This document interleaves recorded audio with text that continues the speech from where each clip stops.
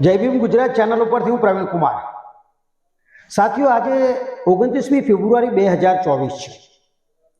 આજથી 24 વર્ષ પહેલા એટલે કે 29 ફેબ્રુઆરી 2000ના દિવસે અર્વાચીન ભારત એટલે કે 20મી સદીના એક સામાજિક મહાનાયક દેવીદાસ ખોડુજી ખાપરડે ની આજે 24મી પૂર્ણતિથિ છે. દેવીદાસ ખોડુજી ખાપરડેને લોકો ભારતમાં ડીકે ખાપરડેના નામથી ઓળખે છે. જય ભીમ ગુજરાત ચેનલ આજે એમને શ્રદ્ધાસુમન અર્પણ કરે છે અને એમણે કરેલ કાર્યોએ આજે જય ભીમ ગુજરાત ચેનલના માધ્યમથી આપની સમક્ષ અમે પ્રસ્તુત કરી રહ્યા છીએ. સાથીઓ, ડીકે ખાપરડે સાહેબનો જન્મ 16 મે 1939ના દિવસે નાગપુરમાં થયો. તેમનો પરિવાર ગરીબ હતો. નાગપુરની અંદર આપ જાણો છો એમ કે બહુજનની મૂવમેન્ટનું એ મુખ્ય કેન્દ્ર રહ્યું છે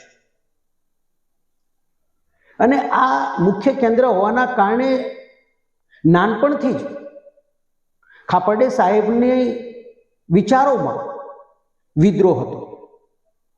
સાથીઓ, ડીકે ખાપરડે સાહેબે 1957માં મેટ્રિકની પરીક્ષા પાસ કરી. મેટ્રિકની પરીક્ષા પાસ કર્યા પછી એમની આર્થિક સ્થિતિ સારી ન હોવાના કારણે એમણે નાની મોટી નોકરી સ્વીકારવાની વાત ઘરમાં મૂકી. ત્યારે એમના માતાજી હતા, એમણે આ દેવીદાસ ઉર્ફે ડીકે ખાપરડે સાહેબને એવું કહ્યું કે તું બહુ મોટો માણસ બન. તો ખાપરડે સાહેબે એમના માતાજીને પૂછ્યું કે મોટો માણસ એટલે શું અને મોટો માણસ કેવો હોઈ શકે. સાથીઓ, એમના માતાજીએ કહ્યું કે તું ડૉક્ટર બાબા સાહેબ આંબેડકર જેવો બન. આ વાત ડીકે ખાપરડે સાહેબના દિલો દિમાગમાં એક ઘર કરી ગઈ, અથવા તો એમણે એક નિર્ણય કર્યો હશે મનોમન. અને આ ખાપરડે સાહેબે એ બાબા સાહેબની જે એમના માતાજીએ એમને જે ઉદ્બોધન કર્યું અથવા તો એમને જે સંદેશ આપ્યો અથવા તો બાબા સાહેબ આંબેડકર જેવું બનવાની જે એમને વાત કરી, એમનાથી એમનામાં દિલચસ્પી પેદા થઈ કે ડૉક્ટર બાબા સાહેબ આંબેડકર એવું તે શું કર્યું. સાથીઓ, ડૉક્ટર બાબા સાહેબ આંબેડકરના એમના માતાજીના કારણે તેઓ બાબા સાહેબ આંબેડકરે બનાવેલું સમતા સૈનિક દળમાં જોડાયા યુવાવસ્થાએ. સાથે સાથે તેઓ બુદ્ધિસ્ટ ઇન્ટરનેશનલ જે બાબા સાહેબ આંબેડકરે જે બુદ્ધિસ્ટ અકાદમી સ્થાપી હતી એમાં પણ તેઓ જોડાયા અને એમણે મેટ્રિકની પરીક્ષા પાસ કર્યા. તેમ છતાં આ બાબા સાહેબની મૂવમેન્ટ એ કરતા રહ્યા. જ્યારે એમની ઉંમર માત્ર 16 વર્ષની હતી ત્યારે નાગપુરની અંદર એક બહુ મોટી ઘટના બની. માત્ર 16 વર્ષની ઉંમર એમની હશે કદાચ. ત્યારે 14મી ઓક્ટોબર 1956ના દિવસે ડૉક્ટર બાબા સાહેબ આંબેડકરે નાગપુરની અંદર ચૈત્ય ભૂમિમાં એમણે દીક્ષા લીધી, ધમ્મ દીક્ષા ગ્રહણ કરી અને તેઓ બૌદ્ધ ધમ્મના એક મોટા પ્રચારક ભારતમાં ઉભરી આવ્યા ડૉક્ટર બાબા સાહેબ આંબેડકર. અને આ જે દ્રશ્ય ડીકે ખાપરડે સાહેબે જોયું, કારણ કે એ વખતે ડીકે ખાપરડે સાહેબ સમતા સૈનિક દળના યુવામાં એ કામગીરી કરતા અને આ સંગઠન બાબા સાહેબ આંબેડકરે ખૂબ શિસ્તબદ્ધ રીતે બનાવ્યું હતું. અને જેના કારણે આ બાબા સાહેબની આઈડિયોલોજીનો પ્રભાવ એમના મત મસ્તક ઉપર હતો અને એમના માતાજીનો સંદેશ પણ હતો. સાથીઓ, એમણે આરપીઆઈમાં પણ કામ કરવાનું શરૂ કર્યું. આમ યુવાવસ્થાથી તેઓ સમતા સૈનિક દળ, આરપીઆઈ એટલે રિપબ્લિકન પાર્ટી ઓફ ઇન્ડિયા, જે બાબા સાહેબ આંબેડકરનું એક સપનું હતું, એક સોચ હતી, એક પોલિટિકલ પાર્ટીની, જેની અંદર ભારતના તમામ બહુજન લોકો હોય એ એનું નેતૃત્વ કરે. અને બુદ્ધિસ્ટ સંગઠન જે બાબા સાહેબે બનાવ્યું હતું કે ભારતનો તમામ મૂળ નિવાસી વર્ગ જે છે એ બૌદ્ધિસ્ટ બને.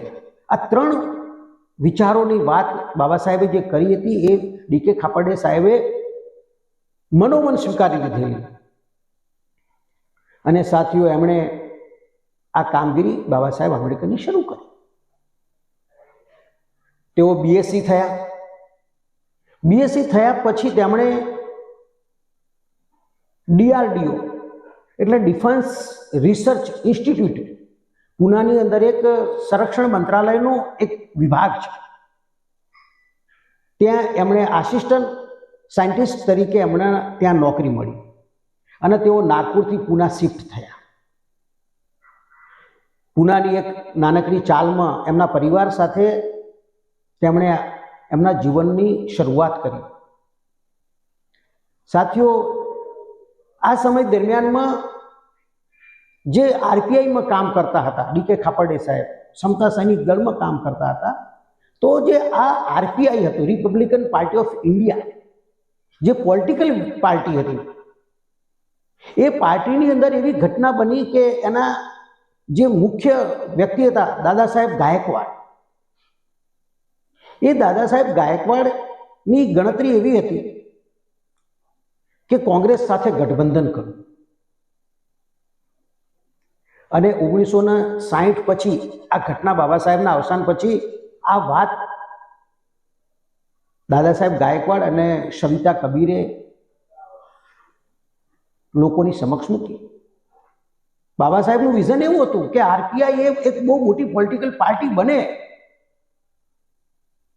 અને જે શાસક જાતિના લોકો છે એની સામે એ મુકાબલો કરે.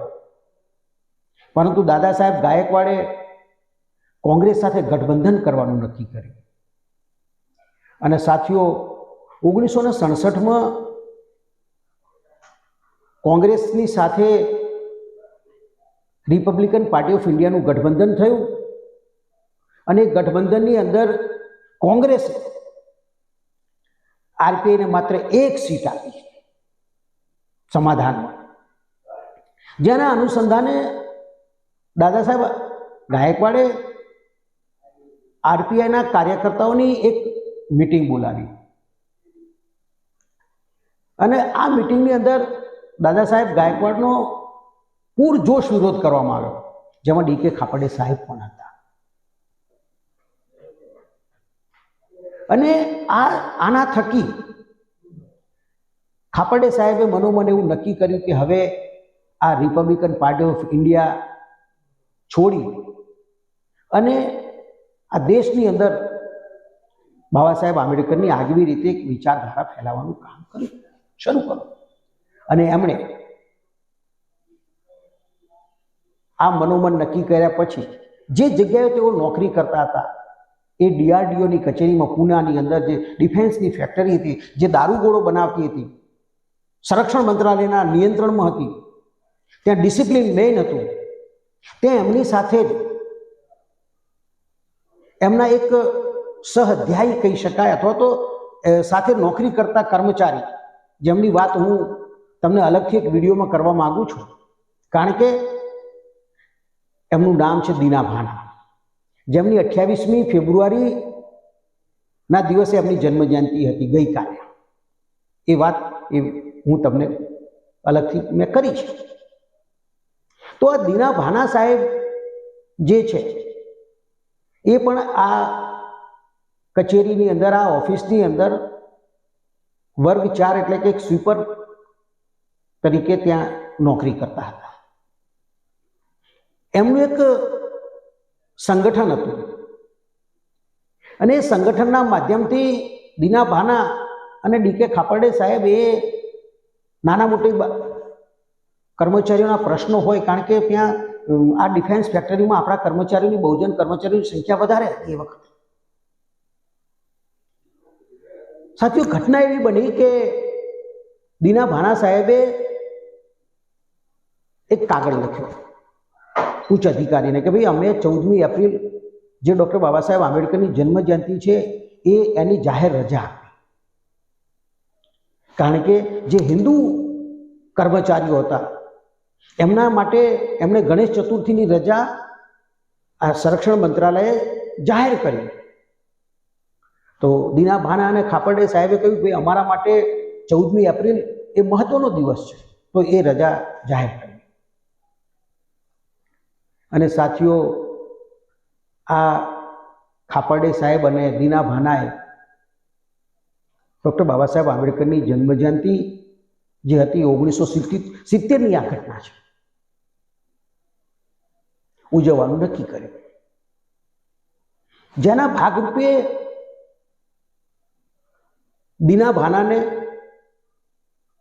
નોકરીમાંથી સસ્પેન્ડ કરવામાં આવ્યા. અને જ્યારે સસ્પેન્ડ કરવામાં આવ્યા એ પછી જે મેનેજમેન્ટ સાથે સંઘર્ષ થયો, આ સંઘર્ષ દરમિયાનની અંદર ડીકે ખાપરડે સાહેબે રોજ ગાર્ડનમાં બેસી અને આ પ્રશ્ન કેવી રીતે સોલ્વ કરવો દીના ભાનાનો, એની બાબતની ચર્ચા કરતા હતા. આ સમય દરમિયાનમાં દીના ભાનાએ એક વાત કરી ખાપરડે સાહેબને કે ખાપરડે સાહેબ, આપણા જ ઇન્સ્ટિટ્યૂટની અંદર એક ખૂબ ખડતલ મજબૂત બાંધાના એક ઓફિસર છે, સાયન્ટિફિક ઓફિસર છે, જેમનું નામ છે કાંસીરામ રાયદાસિયા અથવા તો રૈદાસિયા. કારણ કે સંત શિરોમણી ગુરુ રવિદાસે પંજાબની અંદર ને ઉત્તર ભારતની અંદર એક પંથની સ્થાપના કરી, તેનું નામ હતું રૈદાસિયા. તો કાંસીરામ પહેલે કાંસીરામ રૈદાસિયાથી ઓળખાતા હતા. તો આ ખબર કેવી રીતે પડી? તો દીના ભાના જે વર્ગ 4ના કર્મચારી હતા, એક દિવસ કાંસીરામ સાહેબનો એક ત્યાં એમના ઘરેથી પંજાબથી જે કાગળ આવ્યો હતો, એ કાગળની ઉપર જે એડ્રેસ હતું, એ એડ્રેસમાં એમનું આ નામ લખ્યું હતું. એના પરથી એમને અંદાજ આવ્યો કે આ કાંસીરામ 100% બહુજન છે. અને એમણે ખાપરડે સાહેબે અને દીના ભાનાએ કાંસીરામ સાહેબની મુલાકાત લેવાનું નક્કી કર્યું. ત્યાં સુધી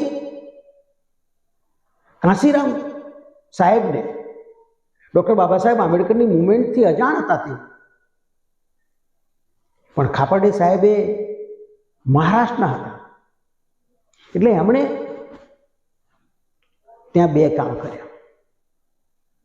એક કામ એ કર્યું કે જે ગુલામગીરી હતી, મહાત્મા જ્યોતિરાવ ફૂલેની બુક જે મરાઠી ભાષામાં હતી એનું હિન્દીમાં અનુવાદ કર્યો. અને બીજી એક પુસ્તક હતું જેનું નામ હતું રિડલ ઓફ ધ હિન્દુઇઝમ, એનો પણ એમણે હિન્દીમાં અનુવાદ કર્યો. જેના કારણે આ બે બુકોએ ખૂબ બહુજનોમાં પ્રસિદ્ધિ મેળવી.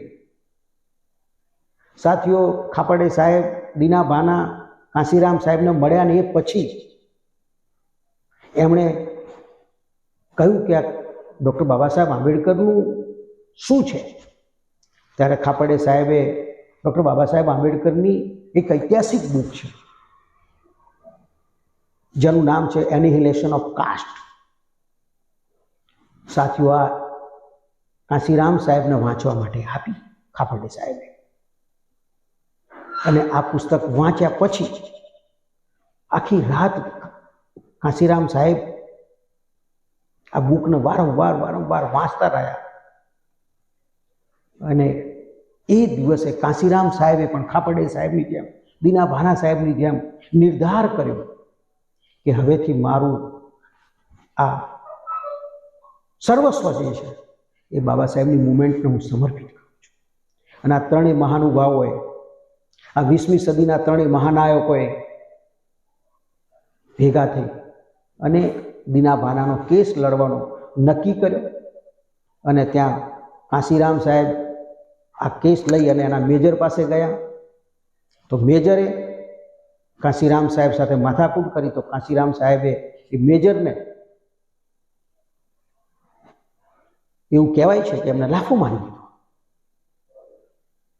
જેમાં કાંસીરામ સાહેબને સસ્પેન્ડ પણ કરવામાં આવ્યા અને દીના ભાનાને નોકરી ઉપર લેવામાં આવ્યા, પરંતુ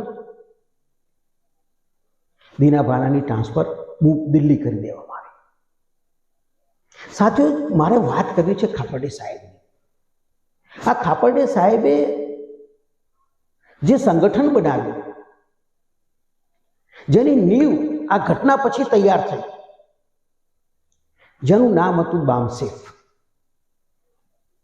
આ બામસેફની શરૂઆત તો આ 1970-71ની ઘટના પછી, બાબા સાહેબ આંબેડકરની જન્મજયંતિની ઘટના પછી બનાવી, અને 1971-72માં એક SC ST અને OBCનું એક સંગઠન બનાવ્યું અને જેનું નામ આપ્યું બામસેફ,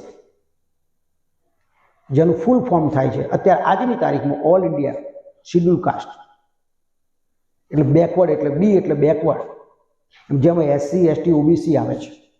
E એટલે એન્ડ, M એટલે માઇનોરિટી, C એટલે કોમ્યુનિટી, E એટલે એમ્પ્લોય અને F એટલે ફેડરેશન, જેનું ફૂલ ફોર્મ થાય છે બામસેફ.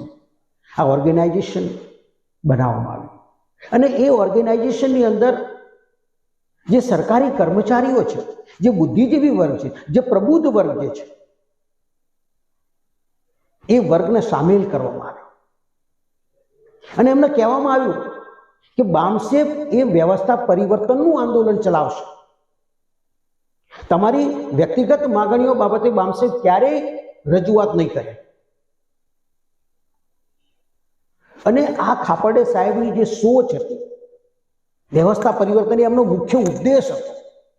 કારણ કે જો તમારે વ્યવસ્થા પરિવર્તન કરવું હશે તો ખાપરડે સાહેબે એના 3 મુદ્દા મૂક્યા.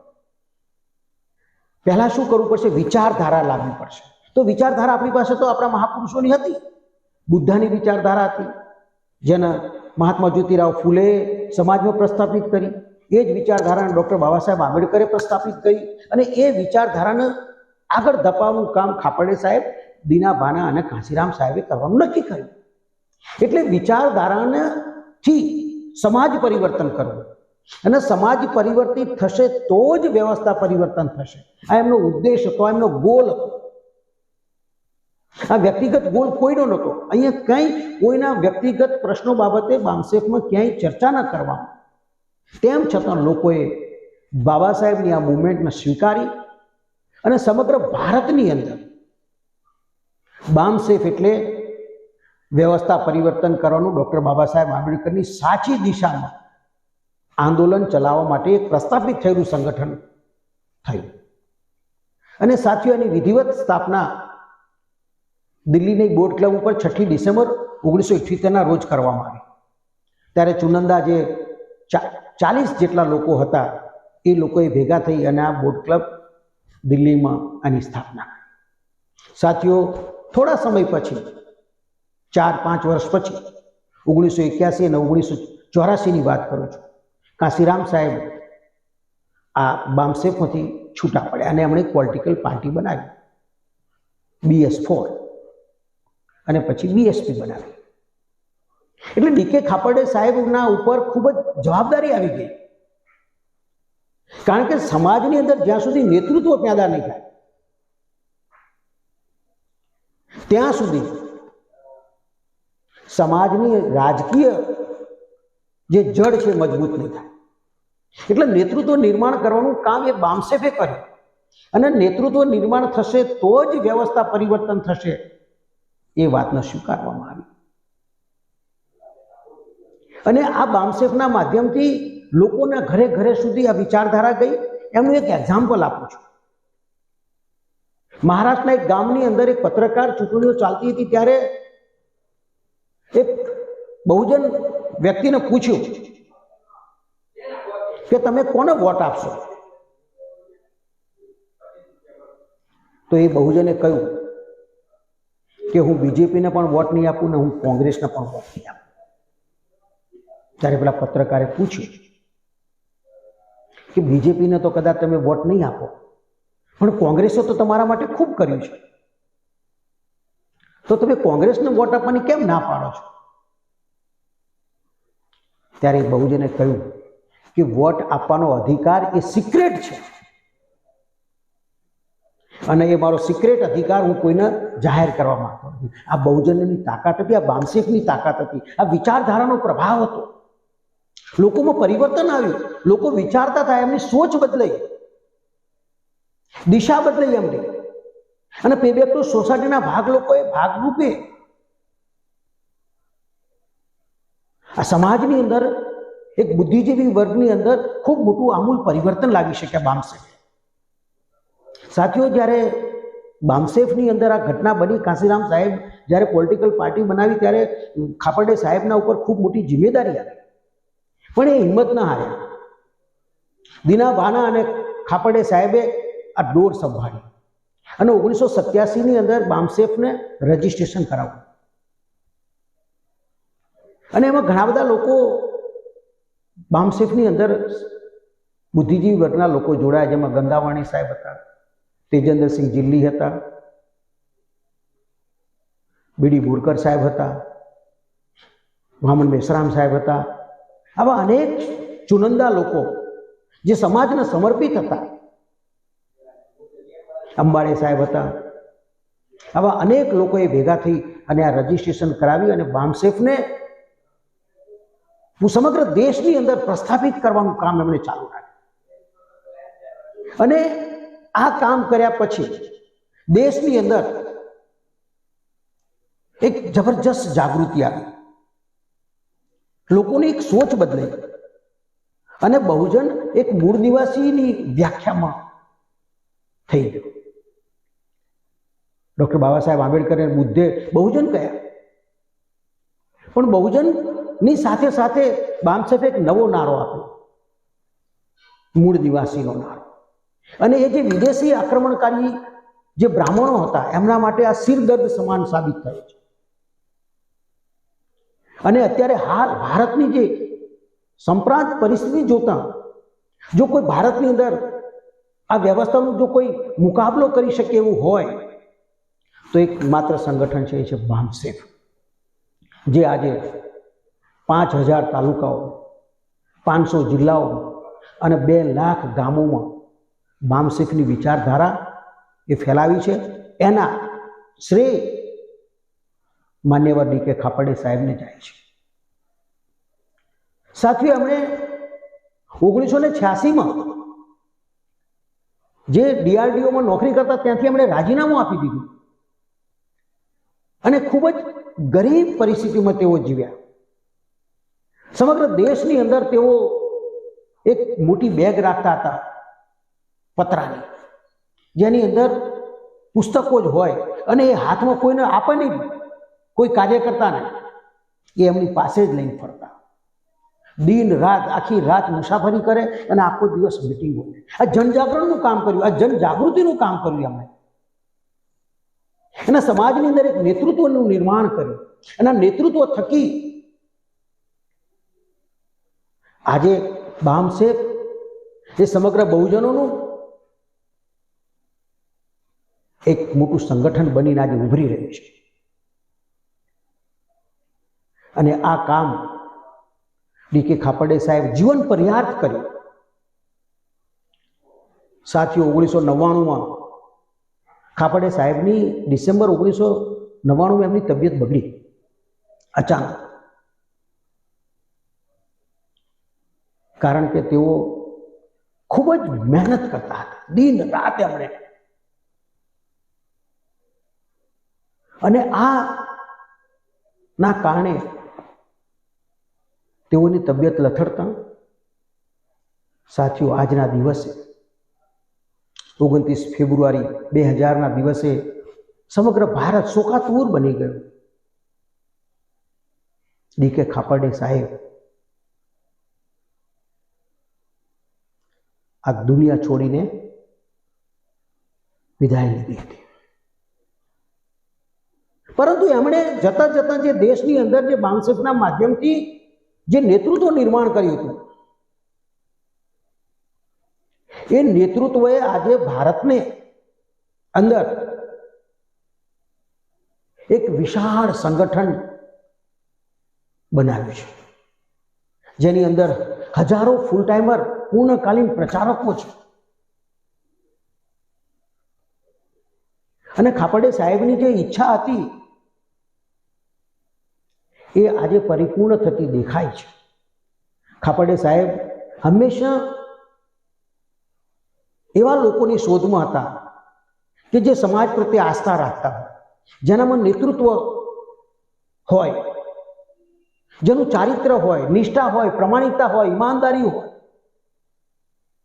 આવા લોકોનું આ સંગઠન છે. હું આશા અને અપેક્ષા રાખું છું કે જય ભીમ ગુજરાતની ચેનલ આપની વચ્ચે આ મહાપુરુષની વાત લઈને ડી.કે. ખાપડે સાહેબ વિશે વાત કરીએ તો 3-4 કલાક જાય, કારણ કે એમણે એટલું ખેડાણ કર્યું છે. એ ગુજરાત હોય, ભારતનું કોઈ રાજ્ય એવું બાકી નહીં હોય કે જે ખાપડે સાહેબે ત્યાં કામ ન કર્યું.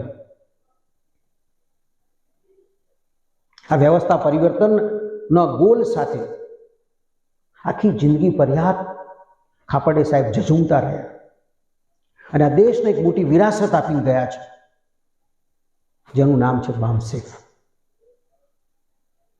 બામસેફના કાર્યકર્તા બનવું એટલે એક ગૌરવનું પ્રાપ્ત કરવા બરોબર છે. એમની આજે 24મી પુણ્યતિથિ છે. જય ભીમ ગુજરાત ચેનલ એમને શ્રદ્ધાસુમન અર્પણ કરે છે અને એમણે અધૂરા જે કાર્યો હતા, એક વ્યક્તિથી જે થઈ શકે એના કરતાં 100 ગણું કામ કરીને ખાપડે સાહેબ ગયા છે. એમણે તમારા આ દેશના બહુજનો માટે, આ દેશના મૂળ નિવાસીઓ માટે બધું જ બનાવીને ગયા છે. સંગઠન બનાવ્યું છે, નેતૃત્વ તૈયાર કર્યું છે, વિચારધારા છે, વ્યવસ્થા પરિવર્તન થાય એની આપણે ખૂબ નજીક છીએ. આવો સાથીઓ, આજે આવા મહાન વિભૂતિને શ્રદ્ધાસુમન અર્પણ કરીએ. હું આશાને અપેક્ષા રાખું છું કે આપ સૌ ડી.કે. ખાપડે સાહેબને આજે શ્રદ્ધાંજલિ આપી અને એમના જે કાર્યો છે એમાં જોડાવા આપને અપીલ કરું છું. એવી આશાને વિશ્વાસ સાથે જય ભીમ, નમો બુદ્ધાય.